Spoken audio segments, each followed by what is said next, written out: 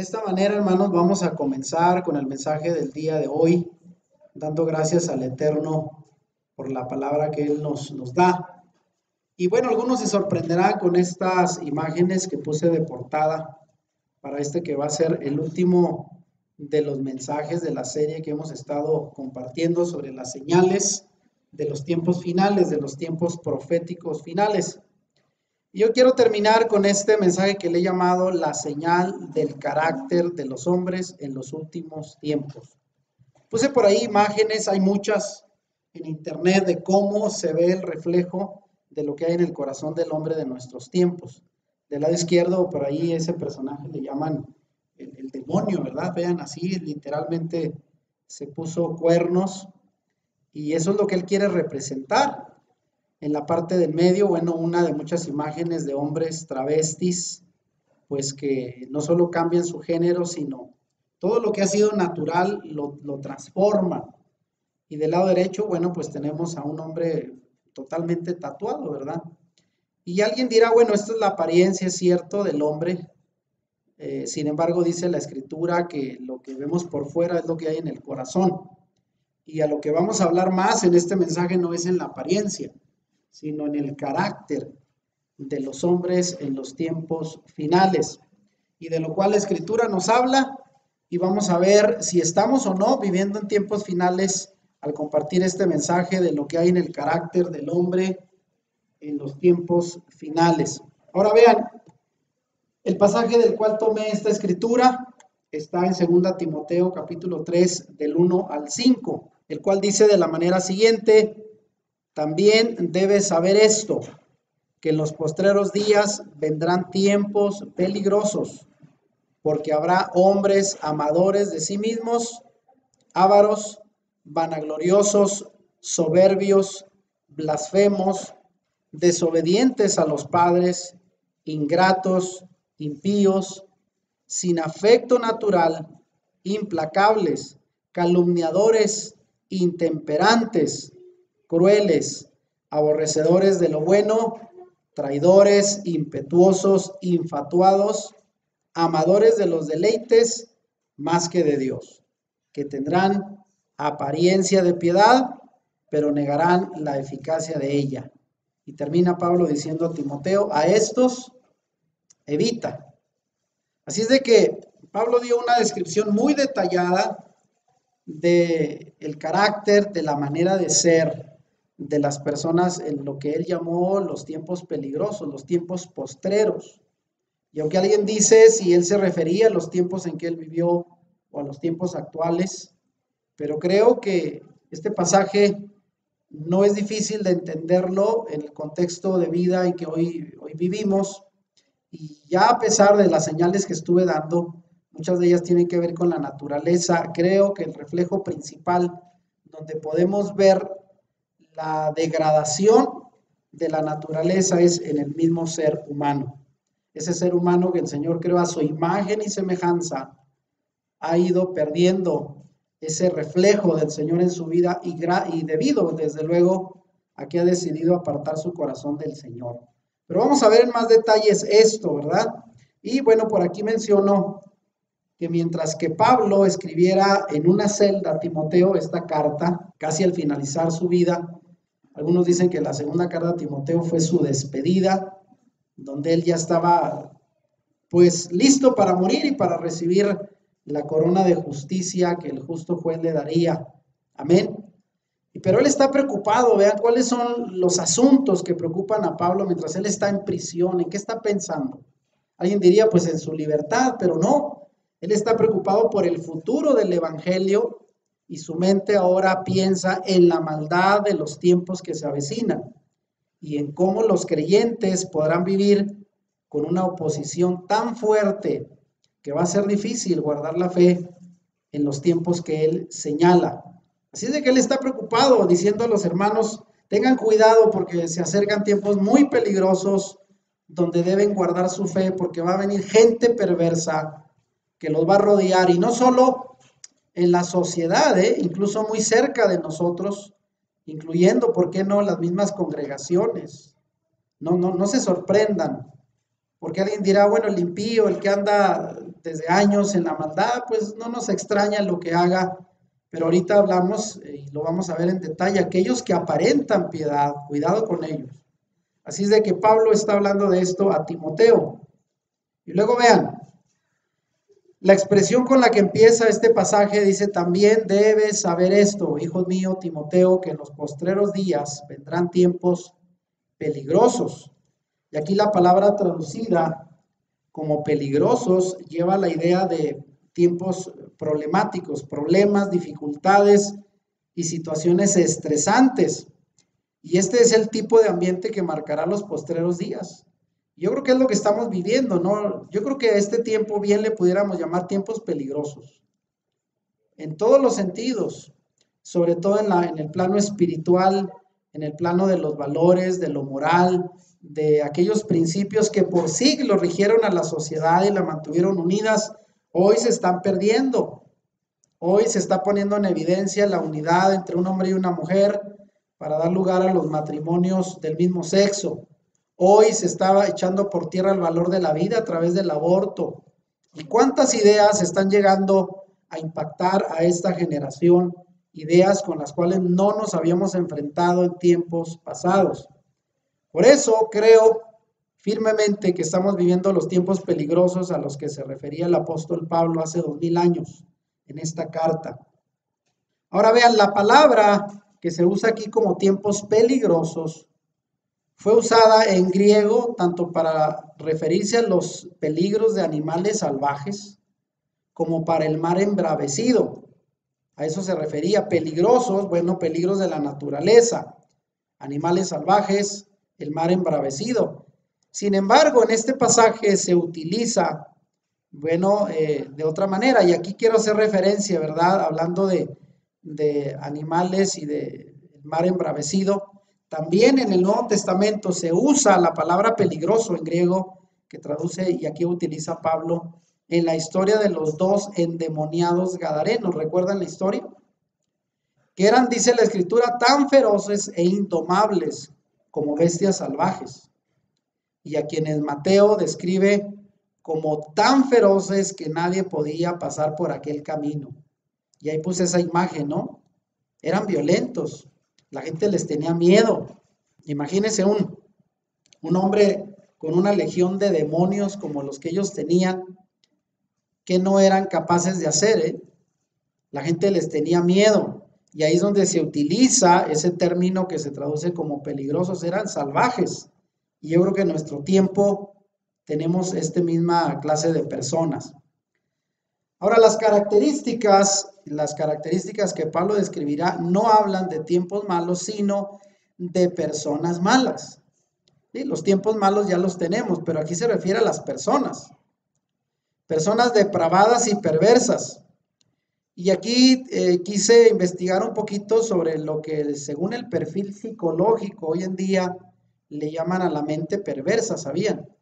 También se estudian casos que en la psicología le llaman patológicos, o sea, demasiado graves, de trastornos de la personalidad, y les llaman que hay personas que tienen la mente perversa. Y en la psicología se dice que es una condición anormal de la personalidad cuyo rasgo dominante es la continua agresividad y destructividad hacia otras personas a través de pensamientos y actos malignos. O sea que la misma ciencia reconoce que el hombre ha cambiado tanto que es de tenerle cuidado, porque dentro de él hay una mente perversa y nosotros sabemos de dónde proviene, ¿verdad? Del pecado que transforma todo lo que Dios hizo para hacerlo pues a semejanza del padre de la maldad, ¿verdad? Y sabemos quién es. Entonces se reconoce aún en la ciencia a personas a quien se les llama la mente perversa, trastornadas, que su rasgo principal es ser dominantes, agresivos y destructivos, y no solo para ellos mismos, sino para los demás. Así es de que esto hoy en día incluso se reconoce. Ahora, fíjense rápidamente cuál es el diagnóstico clínico de un perverso según la ciencia, ¿eh? Porque en años pasados alguien diría perversos. En una generación anterior el humanismo dijo que el hombre por naturaleza era bueno, que solo era cuestión de que él se propusiera cambiar y superar y todo se podía hacer por uno mismo. Cuando la Escritura ha dicho, ¿verdad?, que el corazón del hombre es perverso y más que todas las cosas. El Señor lo ha dicho en Jeremías. ¿Cuál es el diagnóstico clínico de un perverso según la ciencia? Bueno, dicen la frustración por la falta de afecto en la infancia es el caldo de cultivo para el desarrollo de una mente perversa. Según la ciencia lo atribuyen a que las personas perversas tuvieron una infancia carente de amor, de atención. Y eso fue lo que al final los hizo estar resentidos y mostrarse, ¿verdad?, con una actitud perversa. También dice el diagnóstico que los rasgos comunes de un perverso son la constante impulsividad, agresividad, inmoralidad, egoísmo, búsqueda de la perfección, inadaptabilidad, intolerancia, irrespeto hacia los otros y una mala comunicación. Todo eso encuentran en las personas a las que le llaman de mente perversa. También dicen que el carácter maligno de los perversos es permanente, o sea, para ellos no tiene cura, ¿eh? La psicología dice, no, eso no los podemos nosotros tratar, porque ya están echados a perder. Y es alimentado, dice, por el vínculo vicioso de la inestabilidad, el resentimiento social o afectivo, el odio, el fracaso económico o profesional. O sea, los llaman gente fracasada. Por eso es que ellos no van a cambiar. Hay ya inestabilidad en su personalidad. Y finalmente dicen, la persona maligna tiende a herir y lesionar al individuo en sus afectos, sus principios éticos mientras satisfacen sus deseos y necesidades a expensas de los otros, aunque no se percaten de ellos. Según ellos, pueden dañar a los demás sin saberlo y lesionar, pero profundamente. Entonces son personas que carecen de ese factor de empatía, de amor, de consideración por los demás. Y la ciencia los diagnostica así, como gente de mente perversa. Pero bueno, ya la Escritura nos habla de esto y voy a volver con el pasaje de Pablo, ¿verdad? Aquí pregunto, ¿pero qué dice la Biblia sobre el carácter de los hombres en los últimos tiempos? Lo que dije ahorita es lo que dice la ciencia, ahora, ¿qué dice la Biblia? Pablo utiliza toda clase de adjetivos para describir el carácter perverso de los hombres en los tiempos finales. Él nos da una descripción detallada, cómo poder reconocer los tiempos finales a través de estas características de la gente que vive lejos del Señor y se ve reflejado en su carácter, en su forma de ser. Y vamos a ver si estamos viviendo o no en estos tiempos de los cuales habla el apóstol Pablo. Y voy a empezar uno por uno la descripción que él hace para que ustedes me digan si estamos o no viviendo estos tiempos. Y empezamos con la primera clasificación donde Pablo dice que habrá hombres amadores de sí mismos.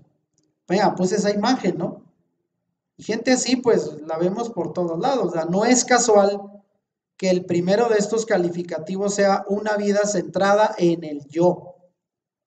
Y el adjetivo utilizado aquí es el griego pilautos, que significa amor propio, pero es personas que tienen demasiado amor por sí mismos. El amor al yo es el pecado, vean, más básico, de donde fluyen todos los demás. Es el momento en que un hombre hace su voluntad el centro mismo de su vida. Y por aquí cito a un comentarista bíblico, Barclay, que dice, la esencia de la fe no es la coronación, sino la anulación del yo. O sea, nuestra lucha como creyentes es ir despojándonos de ese yo que nos puede dominar a tal gran manera de que busquemos satisfacer lo que nosotros queremos. Cuando la vida del hombre está centrada en el yo, pues no piensa en cómo agradar a Dios ni cómo hacer el bien, sino en lo que él quiere y le conviene. Tienen un demasiado amor por sí mismos. Y eso se convierte en un problema porque parte de la consagración de nuestra vida al Señor es rendir nuestro yo interno para que Él gobierne nuestras vidas. Así es que, vean, un hombre centrado solo en sí mismo y sus intereses personales. Una palabra común es, en la práctica psicológica, se les llama narcisistas, por la historia aquella, ¿verdad?, griega de Narciso que se vio, dicen, en el reflejo del agua, cuando iba a tomar agua en un lago y se enamoró del mismo. De ahí viene, ¿verdad?, la palabra narcisistas. Es la persona que se autoproclama admiración y autoridad y se admira tanto y se quiere a sí mismo que se enamora del mismo. Entonces, de esta clase de personajes hay el día de hoy. Esto es ciertamente característico de nuestra época presente, cuando las personas son motivadas a amarse a sí mismos incondicionalmente, y que este tipo de amor es el fundamento para una sana autoestima. Quiero señalar que en la psicología se habla mucho de fomentar el amor propio como la base de la autoestima, lo cual determina qué tanto usted se valora. Y si bien es cierto, es valorarse lo necesario, porque también irnos al otro extremo de decir yo no me quiero, no me valoro, es la base de muchos problemas emocionales. Pero también aquí no llevarlo al extremo, porque si usted llega a amarse demasiado, va a caer en el problema del que está haciendo referencia Pablo en este pasaje. Ahora vean, ¿qué dice la Escritura, verdad, al respecto del amor a sí mismo? Pablo dice en Romanos 12:3, digo pues por la gracia que me es dada, a cada cual que está entre vosotros que no tenga más alto concepto de sí que el que debe tener, sino que piense de sí con cordura, conforme a la medida de la fe que Dios repartió a cada uno. Aquí Pablo está diciendo, pues que cada quien tenga un concepto más que el que debe de tener, ni muy alto ni muy bajo, y que pensemos con cordura de nosotros mismos debido a la misma medida de fe que el Señor nos dio y nos repartió. El Señor a cada quien nos dio un valor determinado, amén. Y ese es el valor que tenemos delante de Él. Y no depende, por cierto, de nuestras habilidades y cualidades. Depende del amor que Él nos tiene por lo que somos, criaturas, y en aquellos que hemos aceptado la fe por ser hijos suyos. O dígame usted por qué los padres aman a sus hijos. ¿Por qué los aman? Porque se portan bien. Y cuando no se portan bien, los deja de querer. O cuando no son inteligentes o no tienen las capacidades que los demás quieren ver en ellos, los deja de amar. ¿No? Entonces el Señor nos ama por lo que somos. Y debemos vernos como lo que realmente somos, tanto en lo malo que somos cuando andamos en la carne, como la gloria de lo que somos a través del Mesías y su fe, y la fe que hemos depositado en Él. Porque el valor principal que tenemos, ¿sabía usted que es gracias a lo que recibimos por la gracia de Él al recibirle como Salvador? Ahora dice la carta de Juan, ahora somos hijos de Dios y aún no se nos ha mostrado lo que vamos a llegar a ser. Entonces, somos valiosos, de tal manera que no debemos de tener un problema de autoestima si realmente hemos creído en lo que la Biblia dice acerca de quiénes somos en el Mesías. Ahora vean, vamos a pasar a la siguiente categoría, se les llama hombres ávaros. Y vean ahí la imagen, ¿no? Se les saltan los ojos al ver el dinero. El amor al dinero, pues no es nada nuevo, pero en la actualidad las personas tienen la habilidad de buscar el amor al dinero como nunca antes. Hoy en día, dígame si no estamos viviendo en un materialismo exagerado. La gente se frustra y no solo porque no tenga lo básico, el alimento, un techo, un vestido, sino la gente se frustra porque no tiene cosas que a la postre ni necesita.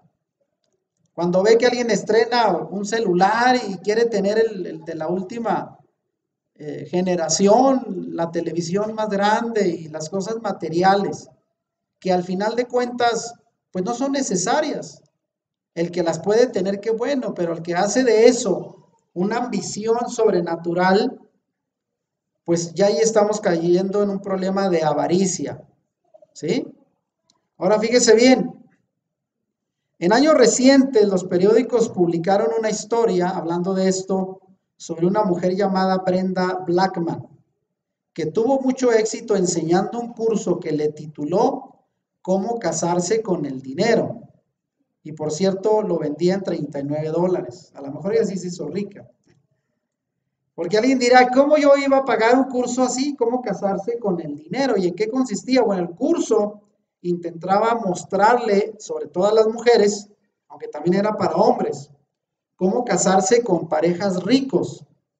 Y les ofrecía un sinnúmero de consejos para empezar de cómo detectar a un hombre rico, ¿verdad?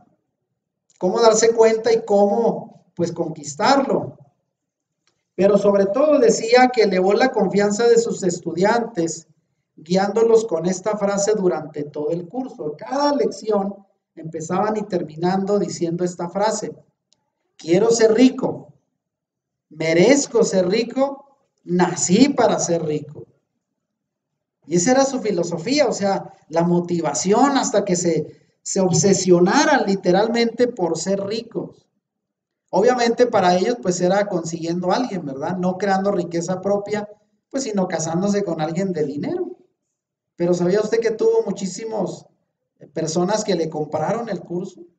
Porque detrás de cada persona puede haber algo de ambición, ¿eh?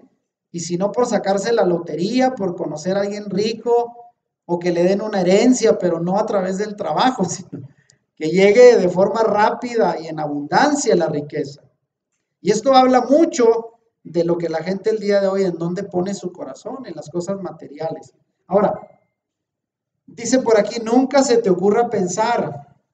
¿Qué dice la escritura? Vamos a ver qué dice la escritura al respecto a la avaricia. Deuteronomio 8, del 17 al 18 dice, nunca se te ocurra pensar, le dice el Señor a su pueblo, he conseguido toda esta riqueza con mis propias fuerzas y energías. Nunca, dice el Señor, se te ocurra pensar así.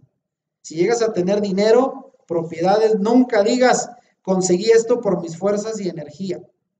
Acuérdate del Señor tu Dios, Él es quien te da las fuerzas para obtener riquezas. Quiere decir que si alguien dice, fui inteligente para los negocios, salí bueno para hacer dinero, bueno, qué bien, pero acuérdate que aún eso te lo ha dado el Señor. Y sin Él no podrías hacer nada. Amén. Así es de que los que tienen digan, esto es del Señor. Ni siquiera nos apropiemos, ¿verdad?, de las cosas materiales, porque al final es el que Él da y Él quita. Amén. Y sabemos que todo es de Él. El oro y la plata le pertenecen, así dice la Escritura. Así es que gracias a Él, porque Él nos da un poquito para lo necesario, cubrir nuestras necesidades.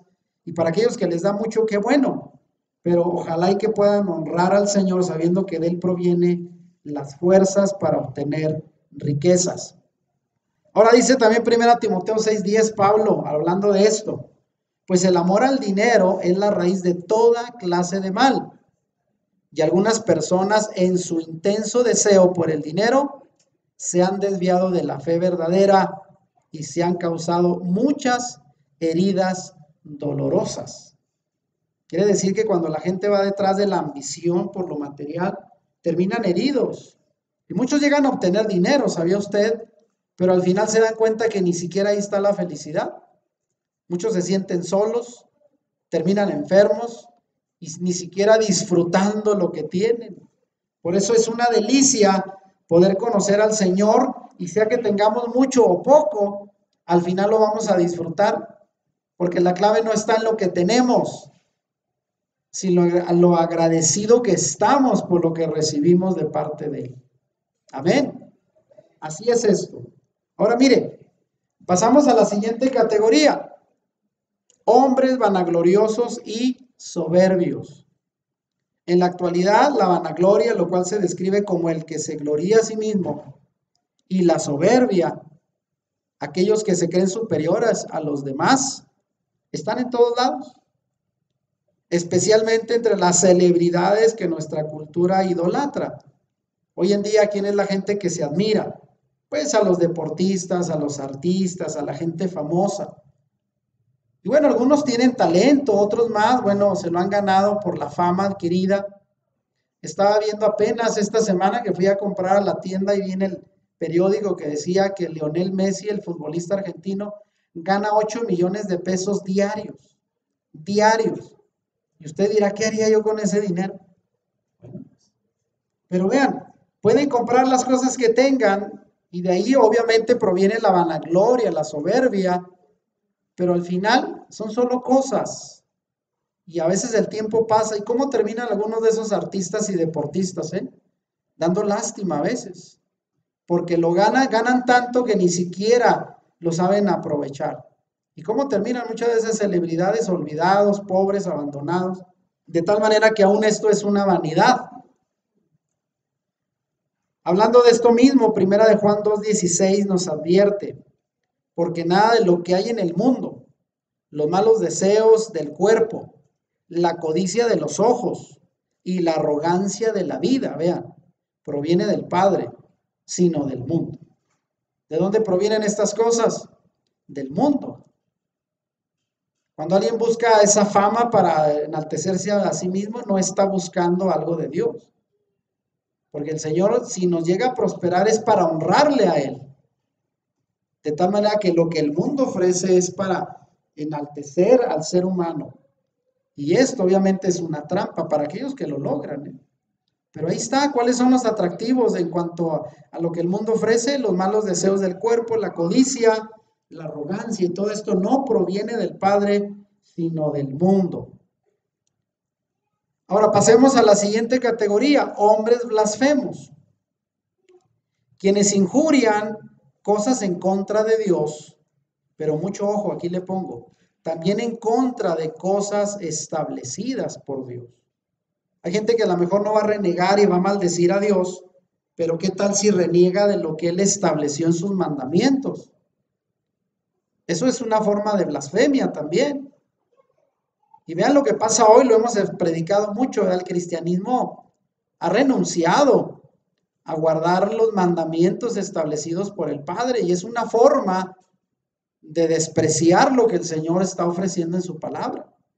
No se maldice a Dios, pero sí se reniega de las cosas que Él estableció, sus mandamientos, sus leyes, sus estatutos. Y también ahí se está fallando. Ahora vean, el término blasfemia tiene su raíz del griego blaptein, que significa injuriar, y de otra palabra griega pemé, que es reputación. Y juntas, ¿qué significa? Una ofensa e insulto a Dios, y lo cual traducimos llanamente como echar por tierra la reputación de Dios o de todo lo sagrado que esto representa. O sea, los blasfemos tratan de echar por tierra lo que vale el Señor y su palabra. O sea, desacreditarlo para que la gente diga, no, ya Dios no, está pasado de moda.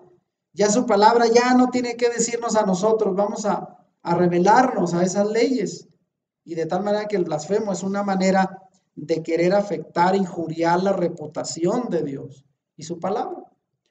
Desde que los ateos, ¿verdad?, comenzaron a manifestarse en contra de la autoridad de la Biblia, de los preceptos establecidos en ella, se convirtieron en blasfemos. Y aunque algunos no hayan maldecido directo al Señor, pero trataron de echar por tierra la veracidad de su eterna palabra. Y vaya que no lo han logrado hasta hoy. Y usted ya sabe de historias de aquel filósofo francés que él dijo, ¿verdad?, hace más de 100 años que la escritura iba a terminar siendo desechada por la gente como un libro fuera de moda. Y sin embargo, ¿qué pasó? A los 100 años, él murió siendo olvidado y en su casa en Francia la compró la Sociedad Bíblica para establecer una bodega de distribución de Biblias en Francia. O sea, como que el Señor le dijo, lero, lero, ¿verdad?, quien ríe al último ríe mejor. Entonces no han podido lograr, pero ha habido hombres blasfemos. Ahora vean, la blasfemia, por razón del significado de la palabra, puede ser de 3 tipos. Llamamos la blasfemia herética, cuando es un insulto a Dios que envuelve una declaración contra la fe. O sea, cuando alguien dice es un hereje, ¿por qué?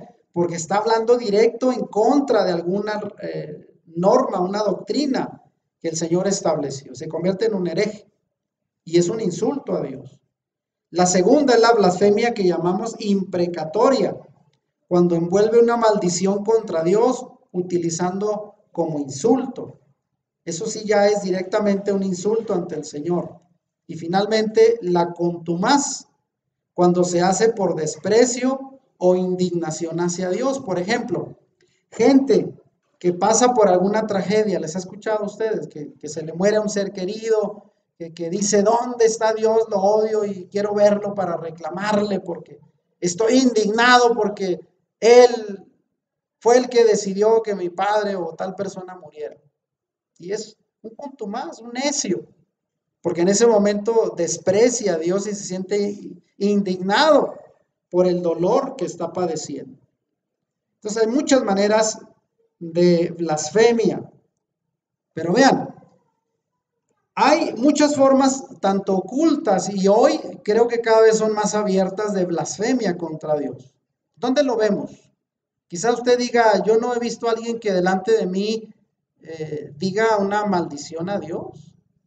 Pero ¿qué tal de forma implícita a través de la música, películas? Y hablando de películas, ahí tiene una de Netflix hace poco que fue criticada, que incluso en algunas plataformas mucha gente dejó Netflix de seguir y tuvieron que quitarla, de una película donde sale un Jesús gay, ¿verdad? Y ve ahí, uno de los discípulos también era gay, porque era Juan el amado el que se acercaba a él. Pues dijeron eran dos gays, según la versión de Netflix de ese Jesús gay. Y podemos ver no solamente blasfemias en contra de lo sagrado, de lo bíblico. ¿Cuántas películas no se han hecho sobre Jesús con un trasfondo totalmente distorsionado? Que se casó con María Magdalena y tuvieron hijos y cuánta cosa. E incluso no se sorprenda porque existe ya una Biblia gay, ¿sabía? Donde se habla de muchos personajes que supuestamente eran gays, como David y y Jonathan, que se amaban mucho y dijeron, no, pues también. Y vea, hay una Biblia gay, ¿eh? No, no es mentira. A través de películas, esa otra que está a la derecha, creo que se llama Vitro, algo así la vi, donde se promueve mucho el ocultismo y el satanismo de forma abierta. ¿Y qué decir abajo de los símbolos? Mensajes satánicos por todos lados. Ven ahí grupos de música así que literalmente se visten de demonios y utilizan toda clase de señales con las manos de blasfemia. Eso está por todos lados y es lo que consumen los jóvenes el día de hoy. Sin darse cuenta, la música anteriormente era subliminal porque tenían que ponerla al revés para captar el mensaje. Hoy directamente dicen que adoran al diablo. Y todo eso lo vemos y son formas directas, ya no tan ocultas, de blasfemia en contra de Dios y su palabra. Amén. Ahora, ¿qué dice la Escritura en Levítico 24:16? Todo el que blasfema el nombre del Señor, ¿qué cosa? Morirá apedreado por toda la comunidad de Israel. Cualquier israelita de nacimiento o extranjero entre ustedes que blasfeme el nombre del Señor, será ejecutado. Vean cuál era el castigo, ¿eh? El Señor no lo tenía como algo simple. Era una cosa tremenda. ¿Por qué? Porque el que blasfemaba podía contaminar a otros para rebelarse en contra del Señor. Por eso decía, mejor erradíquenlo, ejecútenlo. Imagínense lo que pasaría el día de hoy con cuánto blasfemo tenemos por todos lados.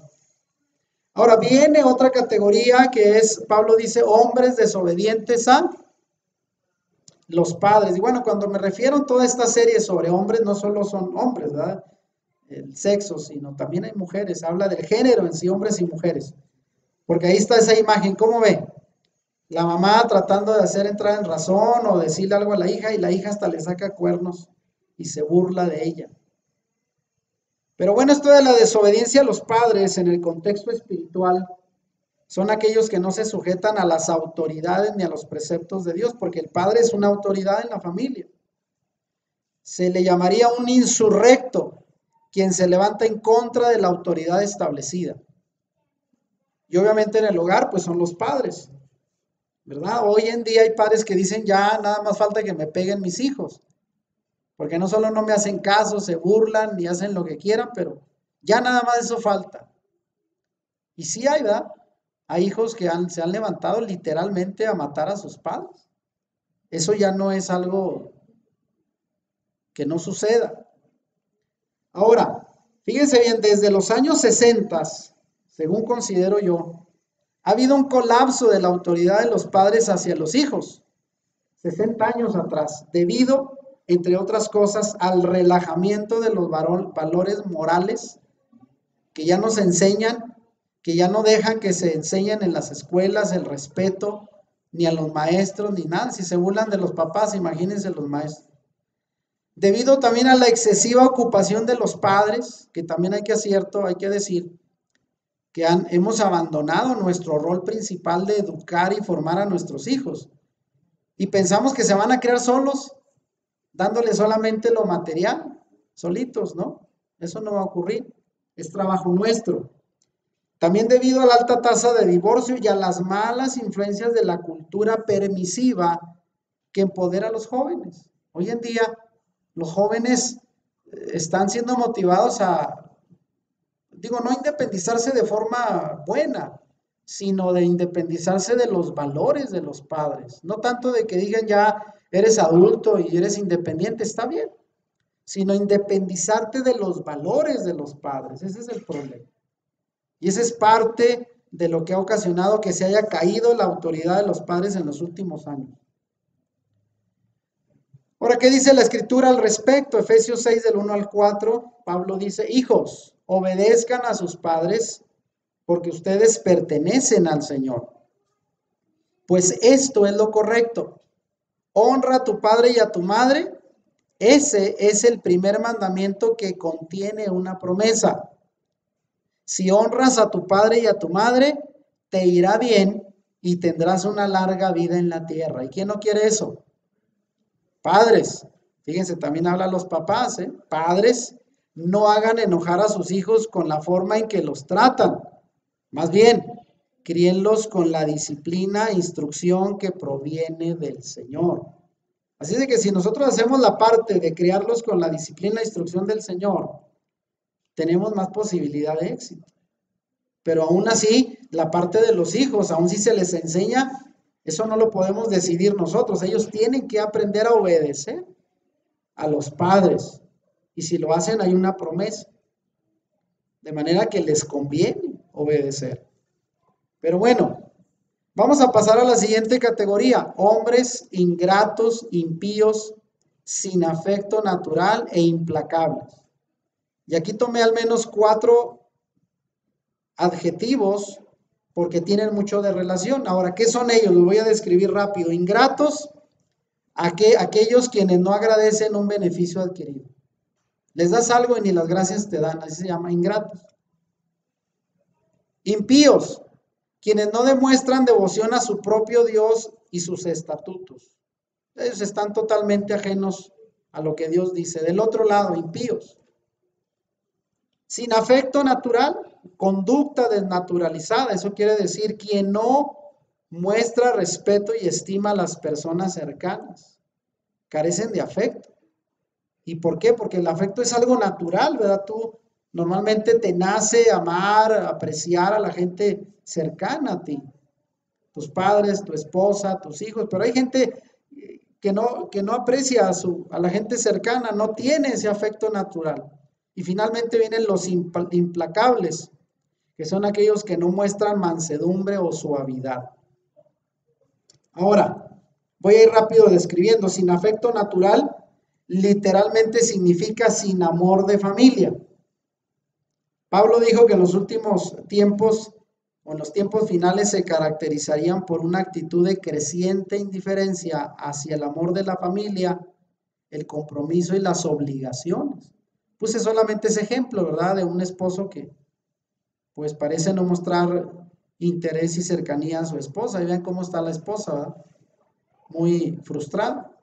Pero esto igual puede pasar con los hijos. Y hoy en día, créalo que hay familias que conviven mucho tiempo juntos y hay poco afecto. Esto está pasando el día de hoy. Hombres calumniadores. Y bueno, aquí pongo esta imagen, ¿verdad? De lo que es una calumnia. Los hombres siempre, pues, han dicho mentiras hirientes. El chisme y la calumnia siempre ha existido, ¿verdad? Mentiras, obviamente, que llevan el propósito de herir a otros hombres, pero en la actualidad, en los medios de comunicación, redes sociales, dígame qué es lo que hay por todos lados. Y sobre todo en la política, la calumnia se ha elevado a ser un gran negocio. Porque literalmente alguien puede cobrar cantidades enormes de dinero para echarle a perder la reputación de alguien y lo pueden hacer rápido. Entonces la calumnia no es nada más de chisme ahí entre vecinos. En el lavadero decían, si no esto ya hablamos en medios de comunicación para desprestigiar a otras personas. Y esto sucede todo el día, vean. En los medios de comunicación y las redes sociales se hacen toda clase de calumnias para desprestigiar a las personas o para privarlas de sus derechos. Las llamadas fake news o noticias falsas están por todos lados, ¿no es cierto? Ustedes no se crean la primera porque de repente aparecen cosas, oye, mira, aquí dice que tal cosa. Vaya, investigue porque todos los días, de hecho, ya se están estableciendo leyes para regular las fake news, porque se hacen con toda la intención de manipular, de distorsionar la verdad. Y no importa que vengan de periódicos o de medios de reputación. Bueno, todo el mundo por dinero hace lo que le piden. Cuidado con eso. Eso, la infodemia le llaman, ¿verdad? La información tergiversada o mala información, así se le llama. Y ya está siendo, bueno, está tratando de ser regulada, ¿eh? Ahora vean lo que dice la Biblia sobre la calumnia. Fíjense. La calumnia está a un nivel tan alto en la lista de Dios, que Dios hace de los agravios, que la incluyó en los 10 mandamientos. El 9º mandamiento que dice, no hablarás contra tu prójimo falso testimonio, Éxodo 20:16. Y al dar falso testimonio, pues incluye la calumnia. Vean ahí, el personaje con la mano izquierda dice, jura decir la verdad en este, sí, lo juro. Y la mano derecha atrás está haciendo changuitos como diciendo, anulo lo que voy a decir. Así está la calumnia. Y esto pasa en todas partes. Ahora, no hablen, dice Santiago 4:11 al respecto de la calumnia, no hablen mal los unos de los otros. Si se critican y se juzgan entre ustedes, entonces critican y juzgan la ley de Dios. A tal grado llega esto, en esto representa, no es cosa ligera. Al hacer una crítica a un hermano injustamente estamos criticando la ley de Dios. ¿Y cuál es la ley de Dios? De amarnos unos a otros, de cuidarnos unos a otros, y la violamos cuando criticamos injustamente al otro y lo señalamos, así como está en la imagen. Ahora vamos a ver otra categoría, los hombres intemperantes. ¿Qué será intemperante? La historia de la falta de control, que es a lo que se refiere, puede ser escrita en casi todo. Falta de control en el sexo, en el uso de drogas, de alcohol, en la comida, en el trabajo, en el uso del dinero, en prácticamente, vean, ahí le ofrecen dinero, le ofrecen cigarrillos, un carro, hasta un pastel de 3 leches con cereza. Y alguien dirá, ay, no me resisto, ¿verdad? Todo el mundo podemos tener una debilidad. Y todo eso tiene que ver con la intemperancia, el no tener control para el uso, el consumo de las cosas. Vean, y digo no solamente hombres, ¿verdad? También hay debilidad, todos las tenemos. Vean, una joven explicó, hablando de la falta de control, ir de compras es mi recreación. A ver cuántas mujeres dicen, amén. Es mi forma de consentirme a mí misma. Cuando entras a un centro comercial y ves todas las tiendas, es como si algo se apoderara de ti y quedaras atrapada en ello. Bueno, ya sabemos, ¿verdad? Digo, aquí no le gusta gastar, ¿verdad? Bueno, ese podría ser también una forma de intemperancia.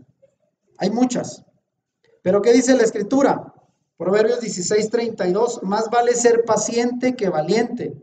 Más vale dominarse a sí mismo que conquistar ciudades. Alguien conquista una ciudad, pero no tiene control no se conquista a sí mismo. Pues, ¿qué cosa?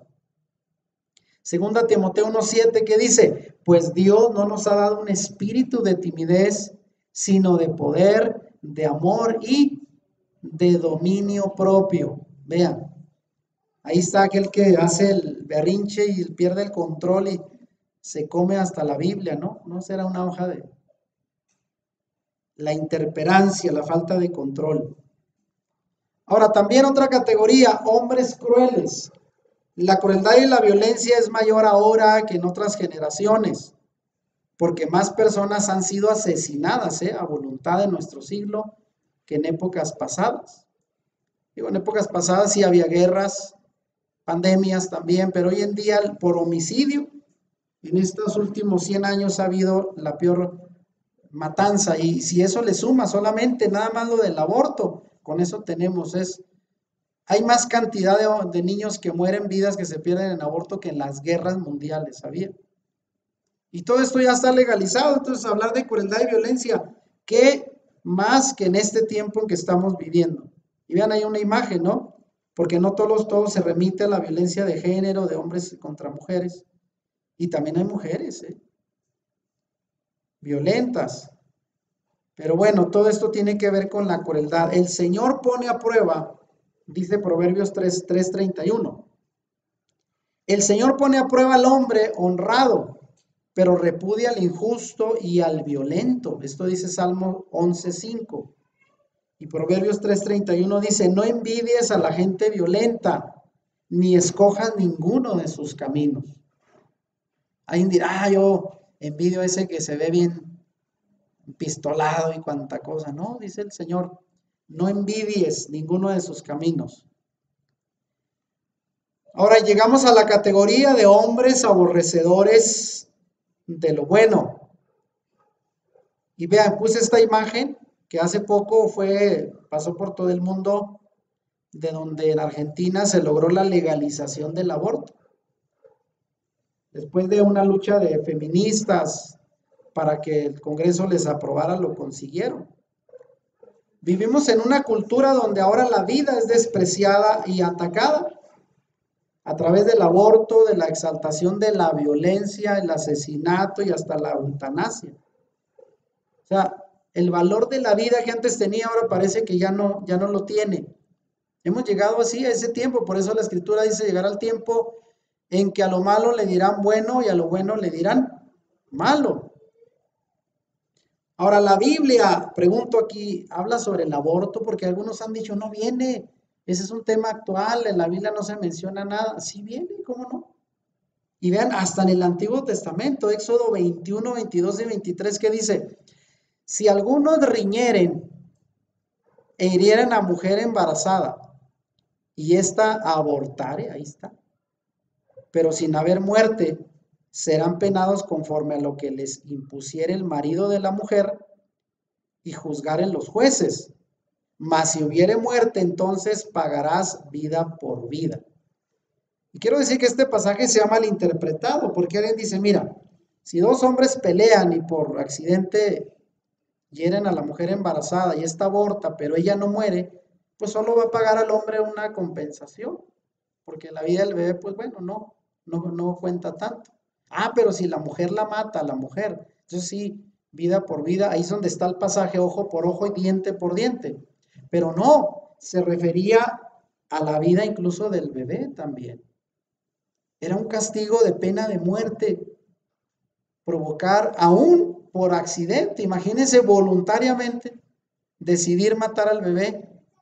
¿Cómo lo verá el Señor? Si así lo veía como digno de pena de muerte, pagarás vida por vida, aun cuando era bajo accidente. Imagínense ¿qué diría el Señor ahora que lo hacen voluntariamente? Y lo peor de todo, no que alguien maltrate a la mujer, la propia mujer es la que decide. Y no solo por ella, sino por su propio bebé. ¿Hasta dónde hemos llegado, Hombres traidores, impetuosos, infatuados, amadores de los deleites más que de Dios. Estamos acercándonos casi al final. Todas estas características juntas tratan sobre un mismo problema. Otra vez, el yo. ¿Sí? Personas así tienen ese problema del ego muy elevado. Y vean, esta actitud, marcará nuestra época actual. Todas las características que vimos ahí en la lámina anterior. Y aquí les invito, dice, solo piensen en los eslogans publicitarios de la década de los 90. En inglés algunos de ellos, ¿verdad? Nada es tabú. Rompe todas las reglas, ¿vea? Desde hace 30 años. Relájate, aquí no hay reglas. Deshazte de toda inhibición. Encuentra tu propio camino. Y este último, ¿saben cuál es, verdad? Solo hazlo. De la marca Nike. Bueno, y esos son eslogan de los 90, traducidos del inglés.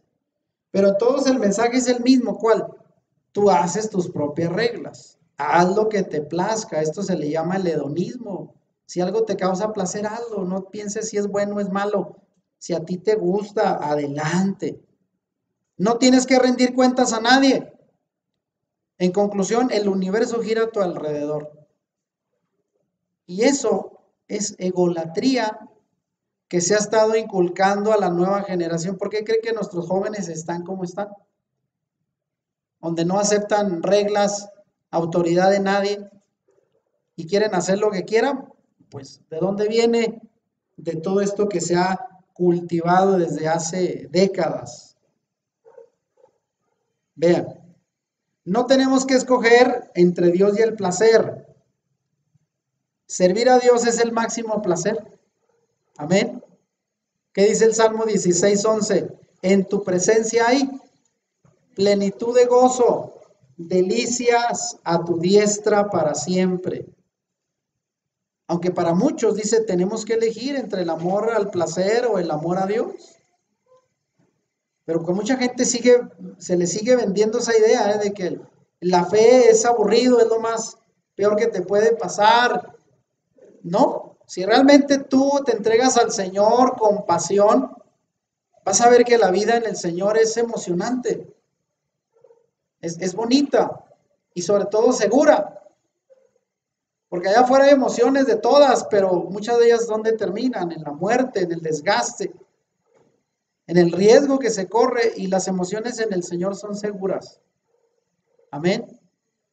Digo, la vida en la fe es también fascinante y es placentera. Oiga, sentir la presencia del Señor, ¿a qué se pueda comparar? Por eso dice ahí el salmista, en tu presencia hay plenitud de gozo, delicias a tu diestra para siempre. Hombres que tendrán apariencia de piedad, ya nos estamos acercando al final. En nuestro tiempo, las personas son muy religiosas. Si algo no le falta a la gente hoy es religión, algo en que creer. Pero al mismo tiempo viven fuera de los preceptos de Dios, viven de apariencias, pero con su conducta reflejan que están muy lejos de Dios. O sea, por apariencia, por afuera sí parece mucha piedad, pero el asunto final es que al momento de reflejar lo que realmente hay en el corazón, no siempre es lo que se da por fuera. Entonces, cuidado con esto, y hay en todas las religiones, no en una, y esto no es un ataque a ninguna religión, simplemente que a veces se aparenta ser religioso y al final se carece de la virtud de una persona realmente convertida, una persona nacida de nuevo, como dice la Escritura. Y aquí pongo esto, vean, yo lo comparé así. En nuestro mundo obsesionado consigo mismo, la gente se siente con bastante libertad para tener una religión de tipo barra de ensaladas. ¿Ha ido usted ahí a los que les gusta comer bien, en lugar de que les hicieran un platillo, dice, yo quiero una barra donde yo llegue y coma de todo lo que se me antoje? Ahí está la barra de ensaladas. ¿Y en qué consiste esta clase de religión? Ellos escogen y toman lo que quieren. Se sienten libres para ser muy espirituales, entre comillas, pero no sienten ninguna obligación de ser bíblicos. O sea, en la religión donde a ti se te dice, tú aquí crees lo que quieras, está bien. Al final Dios te ama así como eres y no tienes que cumplir nada, ni pensar en qué Dios quiere, sino Él te va a dejar que tú entres a su reino así como a ti te parezca. ¿Cómo la ven? Esa es la religión ensalada, barra de ensaladas. Tú eliges lo que te gusta y lo que no. ¿Cómo la ven? Y la gente, claro, dice, eso me gusta. Y son la gente las iglesias que más adeptos tienen, donde ya no se habla de molestar a los hermanos, no le hable a los hermanos de pecado. No señale la conducta pecaminosa, ni mucho menos pídale que se arrepientan de qué, pues si lo que hacen está bien, así Dios los quiere. ¿Cómo la ve? La peor mentira, ¿no?, que hemos recibido, porque al final no tenemos un compromiso con la verdad, con la Biblia, con lo que está establecido, sino queremos aún en la fe hacer lo que se nos da la gana. Por eso estamos como estamos. Aún en el cristianismo pasan tantas cosas precisamente por no apegarnos a lo que Dios ha establecido. Cuando hablamos de la eficiencia de la piedad, porque dice, fíjense bien, dice que estos tendrán apariencia de piedad, pero al final negarán la eficacia de ella. Cuando hablamos de la eficacia de la piedad, muchos lo relacionan con obtener lo que quiero mediante mi fe. Ya ven que hoy en día se habla los decretos y que yo declaro y a través de mi fe yo hago un uso como que de una clave mágica donde obtengo lo que a mí me conviene. Y alguien dirá, esto es la eficiencia de la piedad, ejercitando tu fe para obtener lo que tú quieres. ¿De dónde viene esto? Pero esto es exactamente lo contrario de lo que Pablo quiso decir. La eficiencia de la piedad que los hombres despreciarán en los postreros días es la autoridad de Dios sobre sus vidas. Porque ¿qué es lo que hace efectiva la piedad? Cuando realmente sigues al Señor, sus mandamientos, sus estatutos y haces lo que Él pide. Ahí es donde la fe va a tener resultado. Porque ¿cuál es el fruto de la bendición? O para obtener la bendición, ¿cómo se obtiene? Con la obediencia. Y la gente quiere obtener bendición sin que le cueste nada, sin obedecer. Ese es el gran engaño. Y hoy en día muchos niegan que Dios tiene el poder de decirles qué hacer a través de su palabra. Aún eso, la gente dice, yo creo en el Señor, pero a mi manera. Pues entonces, ¿cómo quieres las cosas? ¿Como tú las quieras? ¿O vas a hacer la voluntad del Señor? Y el Señor dice, ¿o haces las cosas como yo? O mejor, ¿para qué estás aquí? Haciéndote loco. Amén. Ese es el grave problema hoy, aún dentro de la espiritualidad del cristianismo, de las creencias, de la fe, que hemos malinterpretado la palabra. Advertencia final, y con esto termino. En el capítulo 3 de 2 Timoteo hay mucho más, pero por cuestión de tiempo hasta aquí llego solo con las características de los hombres, el carácter de los hombres al final de los tiempos. Pero Pablo termina con este pasaje que no quiero pasar por alto porque es una advertencia para nosotros al final de los tiempos. Vean lo que dice, léanlo conmigo. Pero tú, le dice a Timoteo, sabes muy bien lo que yo enseño y cómo vivo y cuál es el propósito de mi vida. También conoces mi fe, mi paciencia, mi amor y mi constancia. Virtudes que cuánto nos hacen falta. ¿Sabes cuánta persecución y sufrimiento he soportado? Pero el Señor me rescató de todo eso. Es cierto. Y todo el que quiera vivir una vida de sumisión a Dios en el Mesías Yeshua, sufrirá ¿qué? Persecución. Ahí va para las iglesias comerciales. Hablar de persecución. ¿Quién quiere ser perseguido? Más bien hoy se ofertan bendiciones, eso es lo que atrae. Pero vean, pero los malos y los impostores serán cada vez más fuertes. ¿Qué quiere decir Pablo? Que el carácter de los hombres seguirá siendo cada vez peor y va a haber más oposición para los verdaderos creyentes. Engañarán a otros y ellos mismos serán engañados. Pero tú, digan conmigo, pero tú debes permanecer fiel a las cosas que se te han enseñado. Ahí está la clave.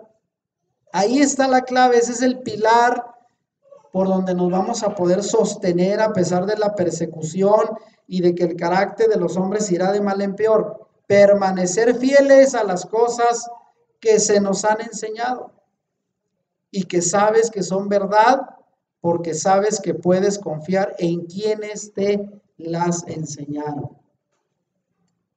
Amén. Hoy en día quizás no sea tan fácil confiar en quien le enseña a uno las cosas, porque habrá mucha sinceridad, pero a veces hay mucha falta de verdad en nuestra interpretación.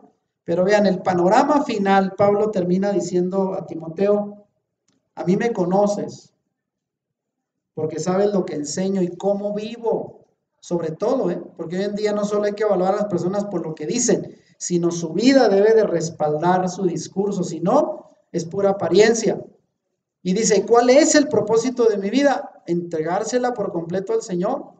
Y también conoces mi fe, mi paciencia, mi amor, mi constancia y cuánto he sufrido y he sido perseguido, pero el Señor me ha rescatado. Y ahí dice, eso mismo que yo he sufrido, persecución y sufrimiento, lo van a padecer aquellos que quieran vivir una vida de sumisión a Dios. Entonces, hoy en este tiempo final, mientras la iglesia dice que nos va a ir cada vez mejor porque la fe nos lleva a obtener todas las bendiciones y siempre pensamos en lo material, en una buena posición y cuanta cosa. No, lo que nos espera, y esto es seguro, es que vamos a padecer persecución y más los que estamos apostando por la verdad. No se crean ni tantito, así como el cristianismo a lo largo de los siglos persiguió a nuestros hermanos del pueblo de Israel, acusándolos de homicidas del Salvador. ¿Qué nos vamos a esperar nosotros? El Señor dijo, si de las ramas verdes hicieron leña, imagínense. No se asusten, hermanos, vamos a padecer persecución, porque dice que vendrán los malos y los impostores cada vez más fuertes, engañando y siendo engañados. Y la invitación es, pero tú, Timoteo, permanece fiel a las cosas que se te han enseñado y sabes que son verdad. Y esta es la invitación para nosotros en este día. Y termino esta serie con el pasaje que en cada enseñanza he terminado y quiero que lean conmigo Apocalipsis 1:3. Bienaventurado el que lee y los que oyen las palabras de esta profecía y guardan, oiga bien, y guardan las cosas que en ellas escritas, porque el tiempo está cerca. Así de que este es el momento para agradecer a nuestro Padre por esta palabra que hemos escuchado. Espero que este mensaje sobre el carácter de los hombres nos ayude a entender que estamos viviendo los tiempos finales de la fe, en donde hay que estar firmes, constantes, bien cimentados en la palabra que hemos recibido. Amén. Si te gustó este video, dale like y compártelo con tus amigos. Suscríbete a nuestro canal si no lo has hecho y activa la campanita para que YouTube te avise cuando subamos nuevos videos. Bendiciones.